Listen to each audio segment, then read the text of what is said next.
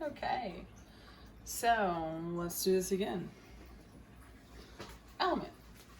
What does it look like?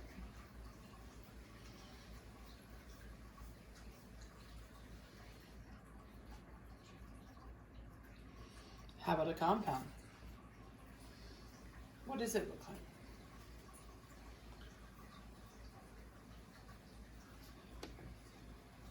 What about a mixture?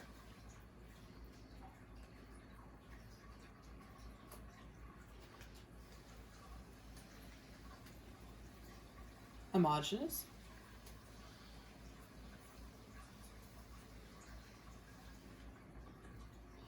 And heterogeneous.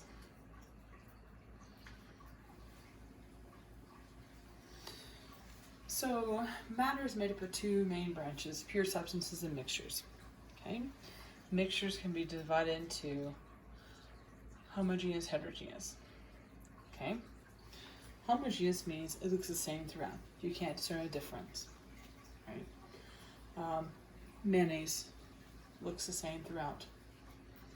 Milk. But those are mixtures because they can be made in a different ratio. Heterogeneous is going to be your Italian dressing. Pure substances, elements, are going to have one atom. A compound is going to have more than one atom put together. Other words you should know: a theory. It's not proven. It's got good evidence, but not fully proven.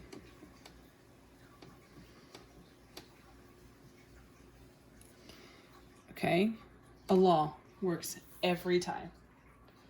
A hypothesis is a scientific guess that you're testing. And a model is there to help us understand that which we can understand. Okay, so we have atomic models to help us understand the atom. They're not perfect, but they're pretty good to develop for us to start on.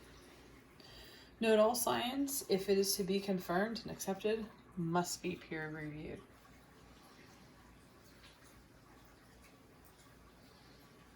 Okay, so if we were in class, I would have you in your teams and I would give you a sample and I'd ask you to devise a way of separating it. Okay? And things I want you to think about is, what type of mixture is this? What will you do to separate it? Are there properties you're using to separate them? Are you using types of changes to separate them? And are you using intensive or extensive properties to help separate easily?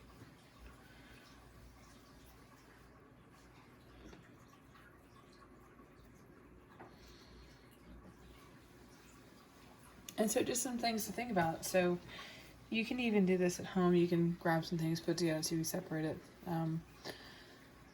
Generally we do stuff like salt, iron, maybe some sugar, salt, and sand. Okay. Maybe put some beads in there. And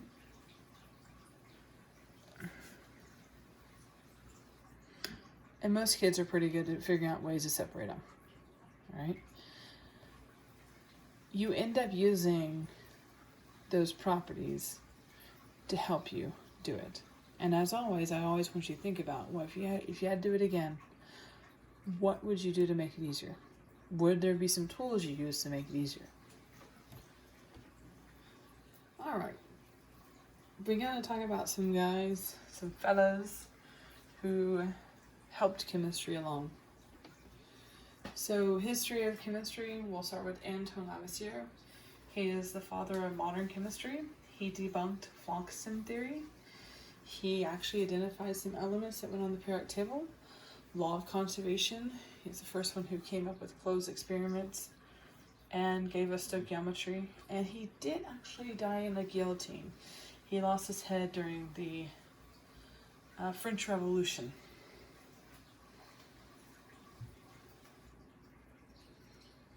Joseph Proust gave us the law of definite proportions. Water always has a 2-to-1 ratio, 2 hydrogen to 1 oxygen. Joseph Priestley isolates oxygen.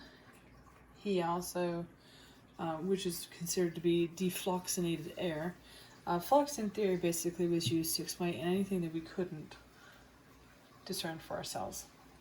He did work with Carl Wilhelm Scheele. Robert Boyle, we'll talk about him second semester, Boyle's Law. He works with gases, but he also gives us the ideas, atoms, molecules, and chemical reactions. Jacques Charles, we'll talk about him in second semester as well. Charles Law, hot air balloons. Alexandre Volta. He devised the first chemical battery. It hasn't really changed much in all the years. Electrochemistry, second semester. And then that brings us to the 19th century.